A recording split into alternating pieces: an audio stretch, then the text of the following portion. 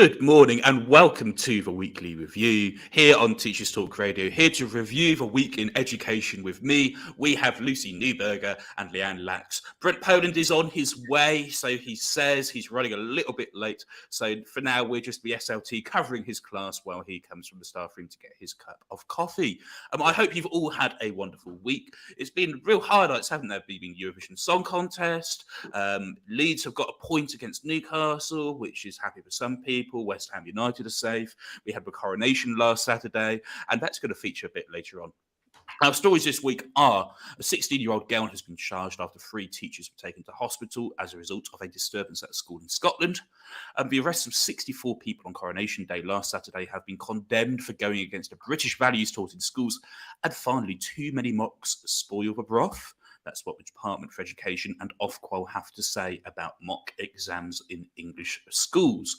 But to begin, a 16-year-old girl has been charged after 3 teachers were taken to hospital as a result of a disturbance at a school in Scotland. Officers were called to Johnston High School in Renfrewshire after a former pupil entered the school at about 10:45 a.m. on Friday. 3 female teachers aged 34, 48 and 59, good morning Brent, were taken to Royal Alexandra Hospital in Paisley and received medical treatment for minor injuries. A 14-year-old pupil was also injured and received medical assistance. A parent at the school said that the toilets have been permanently closed due to vandalism and that they have total sympathy for the school's head teacher. Now, Mike Corbett, Naswood Scotland national official, said, while the full circumstances of this incident are yet to be made public, we have raised repeated concerns about the vulnerability of teachers to violence and verbal abuse from pupils. Teachers have reported to us that the prevalence of poor behaviour appears to have increased since the pandemic and that in too many cases they do not feel adequately protected at work.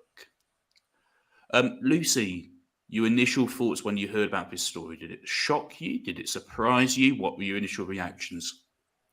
I mean, it's bad that it didn't shock me because there's stories like this that are coming out left, right, and centre. I do think behaviour has been on the decline since the pandemic across schools, primary and secondary. And because I think a lot of and I don't just want to blame COVID because there's always more to it than that. But the issues, the sort of the mental health issues and the things surrounding behaviour are never fully addressed. It's never fully looked at. Now, whilst teachers aren't counsellors, there's still, that duty of care there, and I don't think that that's been properly looked at. And it's very, very complicated in my mind. But we just kind of went straight back into it, didn't we? And it was never really fully looked at. And of course, behaviour is an ongoing issue that I think is not fully addressed by the higher ups. It's kind of left to these class teachers to sort of deal with it. And these are the results, unfortunately. Leanne, when the SNP took power, compared to now, a child in Scotland is now 250 times less likely to be permanently excluded in a Scottish school. And the SNP promised to end school exclusions in a promise they made in 2021. Do you think there's a correlation at all between this approach to exclusions and what is happening in behaviour in schools in Scotland, or do you think it's more complicated than that? Yeah, I don't think there's enough prevalence and strength given to teaching respect and teaching how to be. And I also think that recently, and I've noticed it, that parental teacher relationships seem to have changed recently, and maybe they have more access to us, but we don't have more access to equal conversations with parents. And I think there's a real strong link between that. Like Lucy said, the need for respect has to come from the top, and if it doesn't, then I guess this is what you end up with. Mm-hmm. Yeah, very important point. I think, interestingly enough, in our school, we went back last week for the first time to face-to-face parents' evenings, having been online since after pandemic. And I mean, there are arguments both ways, I think, for face-to-face versus online parents' evenings. I thought it was a really, really enjoyable experience. Yes, it wasn't quite as simple as it was online with your 5-minute points and you'll go off, but actually I found it a really useful opportunity to reconnect with a parental community and to welcome back onto the grounds after COVID. Now, Brent, you are very much Teachers Talk Radio spokesman for the NEU here, but when it comes to NASWOT have certainly, both in Scotland and in England, they take a very tough line on behaviour, and certainly in England, the annual behaviour survey that NASWOT does really lays bare the issues with behaviour in our schools. Do you wish any of you took it as seriously? Well, I think they do. No. I think they do. I mean, as an NEU rep, I'm one of the frontline people in defending my colleagues. And believe you me, it's become a part-time job in itself, because the amount of parental pushback, the amount of sense of entitlement, gaslighting from the kids. Kids have always pushed back, parents have always pushed back, but we're in a situation now where I think the government greenlit this. They've devalued our profession. They've basically, when you have our employers disrespecting us in the way that they have in the last couple of years, then it breaks the social contract. And I think we're in that situation now where I quoted this morning, we're almost in some schools, it sounds like Lord of the Flies. And when you are a teacher who holds the line, and I have been one of those people, it's a very lonely walk when you feel like the kid putting your finger in the dike and being the one that's challenging, because you aren't dealing with, staff who've got the same resilience. They need support. Teachers need support. This is one of the key things that's driving people out of our profession. It's actually health and safety. And it even goes so far as to say some of this misogynistic behaviors coming in. I don't know how many times I've had to defend some of my female colleagues because of the misogynistic comments, not just made by the children, but by their parents. And I've had to challenge that. So I'm an extremely busy person as an NEU rep, pushing back, and I have no fear of it whatsoever. But even I find myself being ground down by the sea of a lack of accountability. And it seems that there's one rule for one, another rule for another. We teachers are held up to an extremely high standard. But the parents, I had a situation where a child, completely lied to get a member of staff into trouble. There's no consequences. You're like, well, what happens here? You could destroy a reputation. Mm-hmm. And we're being dragged into that. And we need to pare this all the way back to basics. We're the teacher. We should have, more rights and protection, respect. And that story is just an example of the fact that when it comes to health, our health and safety, it's practically secondary. And you think, yes, children are important, but so is the adult as well. I'm tired of people saying you're the adult in the room. I have human rights too. I bleed as well. And I'm tired of teachers being treated like that. So, yeah. Do you think, Brent, do you think governments actually get it that recruitment and retention, well, particularly retention in schools, is linked to behaviour and culture? Governments in England, in Scotland, in Wales, I suppose, as well. Do you think they actually get it? No. I don't think they do. And I don't think the local communities, I don't think some of the parents do as well, because what you get with some of the parents is they don't care about the collective good any longer. It's my child.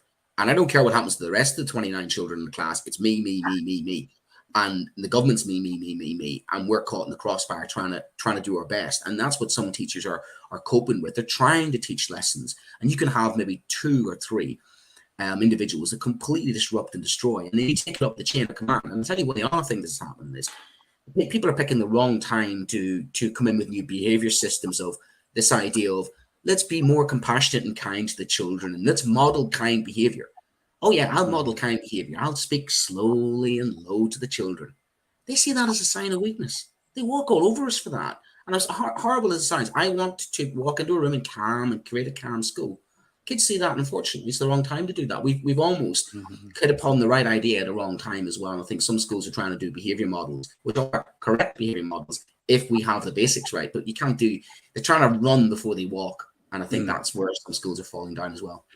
Now, this programme has been brought to you by the Happy Confident Company. Their clinically approved, ready-to-go wellbeing and mental health programme will help your pupils thrive in just 10 minutes a day.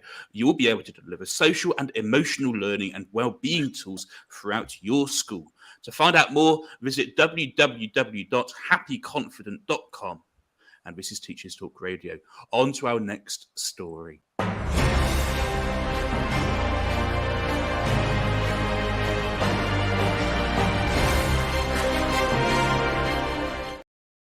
Quite a controversial one, this. The arrests of 64 people on Coronation Day last Saturday have been condemned for going against the British values taught in schools in England. The Met Police said it had an extremely low threshold for protests during the coronation celebrations and that demonstrators could expect swift action. Yet several people were arrested simply for attending the coronation, including people who had nothing to do with protest groups such as Just Stop Oil, Animal Rising, or Republic. Protesters from the anti-monarchy group Republic were apprehended long before the coronation began. Now, Graham Smith, the chief executive of Republic, said that the arrests were a direct attack on our democracy and the fundamental rights of every person in the country. I want to start with Brent on this because I know it's something he feels very strongly about. We teach about fundamental British values in our schools. Were the arrests of people in the coronation, does that undermine our teaching at all? You're going to give me a minute with this because I could probably end up spending hours talking about this. I'm going to time you. You've got 1 minute and 20 seconds. Right, 1 minute and 20 seconds. I was a citizenship coordinator back in the day, and I loved teaching citizenship and political literacy. And the British values agenda always annoyed me because those aren't core British values; they're just Greek values. Democracy is actually a Greek idea, so that's another one of those tokenism things. But it goes back to what I said previously. Our government need to model good behavior. When you have government modeling bad behavior, then how are we meant to stand in front of children? And one of the things that annoys our children is a sense of justice and fairness. And we set up systems in school where, what happens when you get it wrong? What happens when you falsely accuse a child? You break the relationship. What they did the other day was completely break the relationship. And as a historian, you and I both know, Tom, we see parallels to the 1930s. That sends shivers down my spine. But also from my own personal background, I'm a child of civil rights activists who were arrested in the 60s, and we had internment in Northern Ireland. So I always found it quite ironic to hear these British values because they weren't always the values that I experienced growing up. And I think we need to be very, very careful as educators to walk the line between teaching political literacy and not stepping over the line, which is something I've been very careful to do. But I think that's where we need to make sure that we as teachers stand up for what we think is right. Well done, Brent. Really succinctly put. I want to go to Leanne on this one. Now, do you teach reception at the moment? Yes. Do you have to teach anything about British values as part of your early years and reception teaching? Let's just go for anybody who's listening who might not be a teacher or might not have taught in England recently. The 5 fundamental British values, inverted commas, we have to teach are respect for a rule of law, individual liberty, democracy. I'm missing one. Democracy. Tolerance. Tolerance of different faiths and beliefs, which is obviously, we should call it acceptance, not tolerance, but tolerance. And I'm missing one, and mutual respect and tolerance. There we go. Did these arrests of peaceful protesters break any of those British values in your view, Leanne? So I kind of I've been teaching for 10 years, and I'm pretty sure it's a teacher's standard to have it yourself. I don't see it mentioned anywhere in the national curriculum, and maybe that's part of the issue, is that we teach it like subtly, or we say we need a British values display for Ofsted just in case they come in. So I kind of feel like it's like a box ticking operation because it's not in the national curriculum. There's no objective to teach it, but maybe it should be, and maybe we have to instill the values of, let's say, free speech, because I think that's where the arrests came from.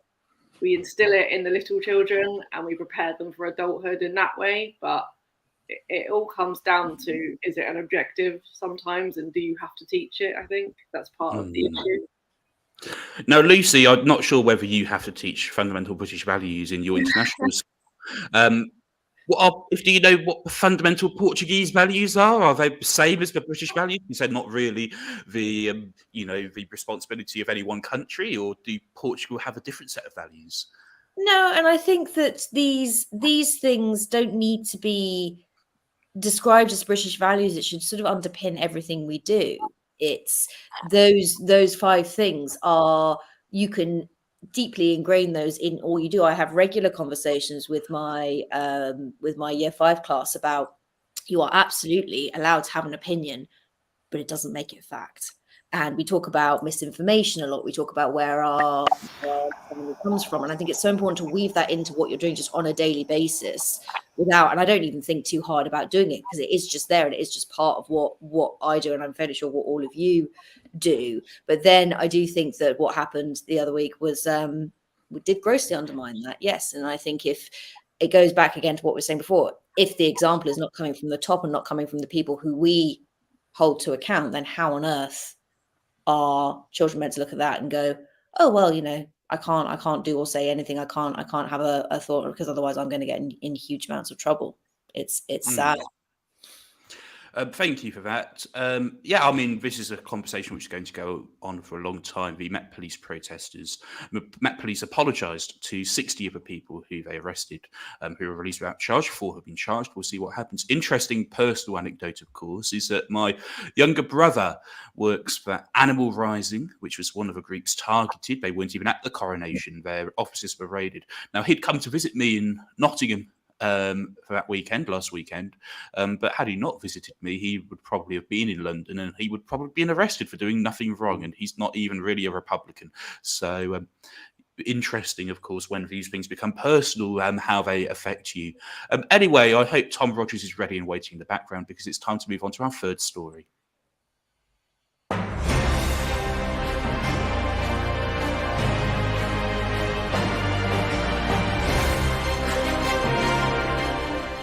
Do too many mocks spoil the broth? The Department for Education and Ofqual think so. They've been criticising schools for giving students additional mock exams and assessments, claiming that students are adversely affected by multiple pre-public examinations before the summer. For GCSE students, this is. Ofqual's new guidance for Year 11 states that one full set of mock exams sat in exam conditions is sufficient, and there is no need to complete multiple mock sets for evidence. Ofqual and the DFE had previously said that a sensible approach would be to test once a term. Ofqual and the DFE fear that over-assessment could lead to reduced teaching and study time and additional exam-related anxiety. Who am I going to start with? Leanne. Now, you don't teach, you've taught many year groups, you've never taught year 11 to the best of my knowledge, but you would have seen in primary schools, especially in the last week, a lot of the pressures around SATs.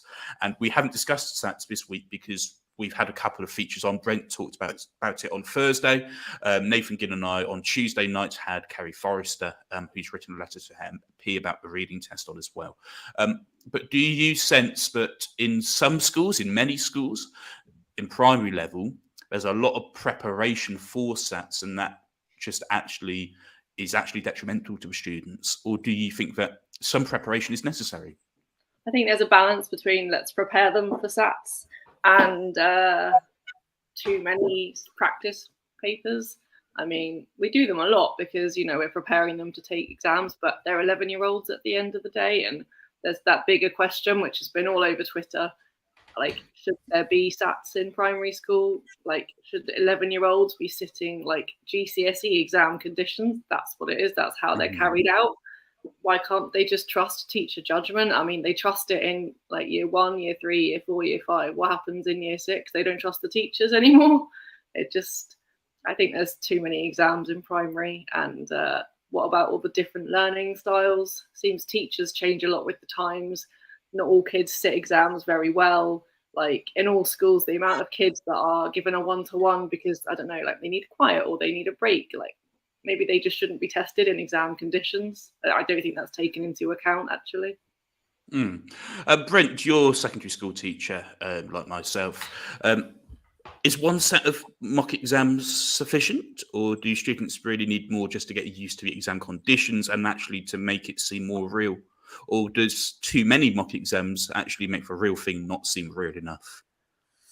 I think Leanne was correct with the balance. You need practice. Practice is good, but we don't have enough curriculum time. You and I both know we've got a very content-led subject, and mock exams can, we can eat into the time. Not only that, you lose momentum either side of the mocks as well. So there's a huge block of teaching time, which is obvious that they've caught on, the Department of Education, but they need to deep unpack and probably strip out some of the exams because there's just too much content across 11 subjects.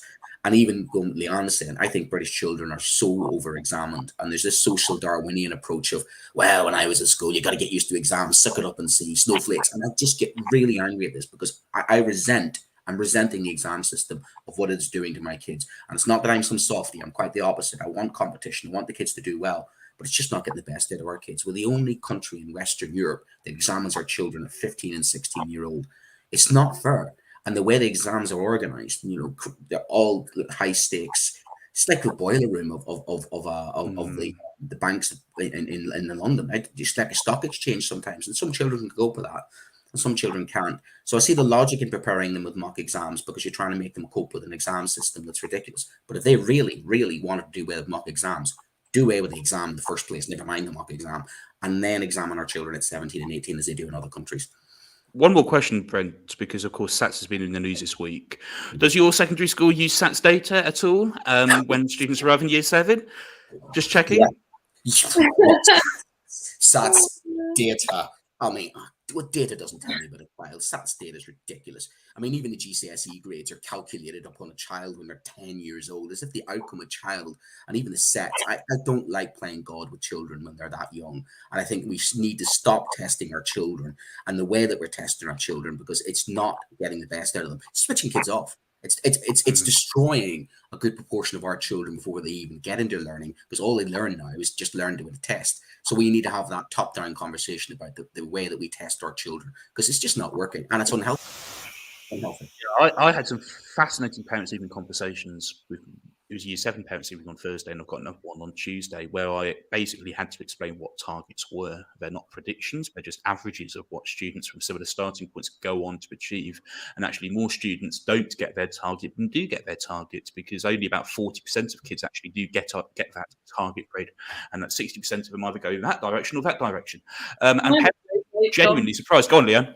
Sorry to interrupt. Like a lot of primary, I'm sure high school as well, is based on differentiation, or it's called something different now. Adaptation. Adaptive teaching. So, have you differentiated 5 different ways? Do all the kids access the learning?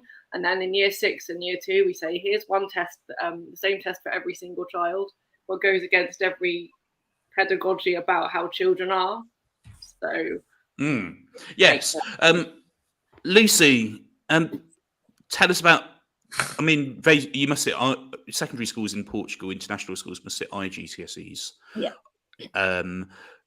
What's the testing pressure like in Portugal? Is it similar to Britain, or is it comparable in any way, or is it completely different? I mean, we don't. So in the international system, we're not putting children through SATs. We have just courtesy of our sort of overlord, shouldn't really refer to them as that, but we're part of a wider network of schools. So we're all sitting tests next week, because even though we haven't finished all of our content, because they have to centralize their data. So it's led by them rather than us, which I resent a little bit, because we are putting children through tests where some of the content, and I've already said this to them, you won't know because we haven't had a chance to cover it. And it's not that you are panicking thinking, oh gosh, I don't remember doing this. It's just that in some cases we haven't had the time because we're having to do this in May as opposed to, well, sort of towards the end of June. But I mean, I disagree with having to put children through this, full stop. I, certainly with all the conversations this week about SATs, and every year that it rolls around, I feel the same thing. I've talked a lot this week about standalone grammar tests and what a waste of time I think that is, because I mean, half the stuff I still have to look up. And I famously tell the story of every time of not knowing what a fronted adverbial was until I was 26 years old. So if I don't know, then how on earth am I expected? I think fronted adverbials are underrated. I use them all the time. But can you tell me what one is, Tom? Well, they're an adverb which is front at the front, basically, pretty much. But yeah, that's the end of our stories for today. But if you catch us after this 10-second interlude, let's get to play very soon. We're going to talk about our favourite shows of the week and our favourite Eurovision songs of last night. Yeah.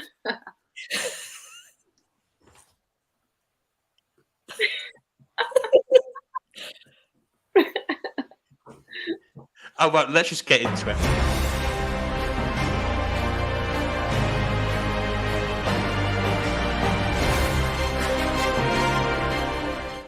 Tom too busy checking his phone. Right, shows of the week and songs of the night. Now, Leanne didn't watch Eurovision, so Leanne can tell us what she was doing instead last night. But we've all got a show of the week that we're going to share with you, and and we will talk about that as well. But we're going to start with Lucy, then do Leanne, then Brent, and then finally me. Okay, so my 12 points in terms of show this week was you, HB, and Nathan chatting to Kerry Forrester and co. all about what's gone down with stats, all about her letter to her local MP about how these tests were reducing children to tears and how terrible that is and what on earth is happening. And we need to seriously look at this again. So that was that. And then my 12 points for Eurovision was probably Croatia, just because love the wide fronts and just because it was absolutely beautifully bonkers while sending a message of, we need to basically have peace and unity in Europe and across the world. And we're going to make a mockery of all these political leaders who fly in the face of that. Leanne, your show of the week. Mine was the importance of feedback with Jane Ritter.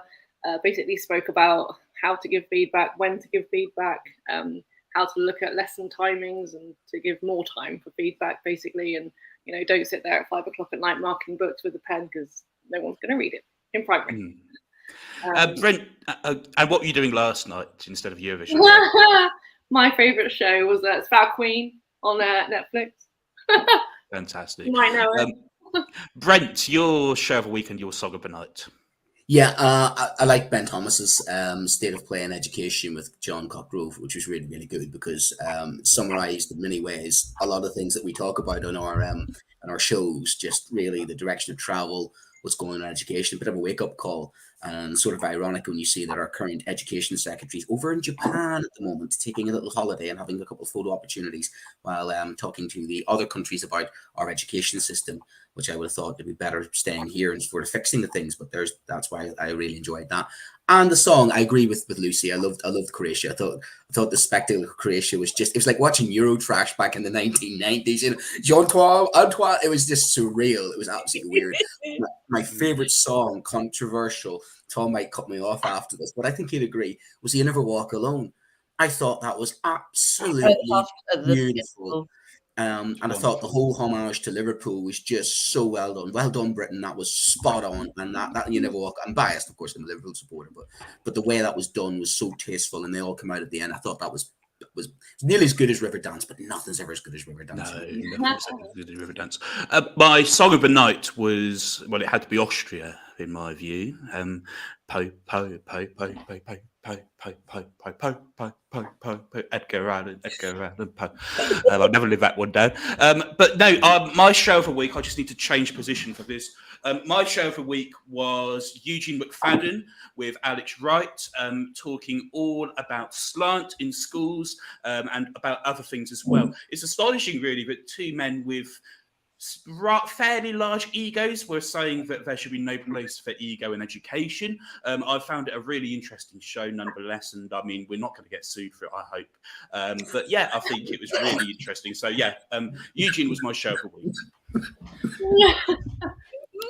Anyway, we'll be back next week for the review next week. In the meantime, thank you to Lucy, Brent, and Leanne for joining us. And yes, we have got a full suite of shows on next week, and we shall see you on the 21st of May for the next weekly review. Take care.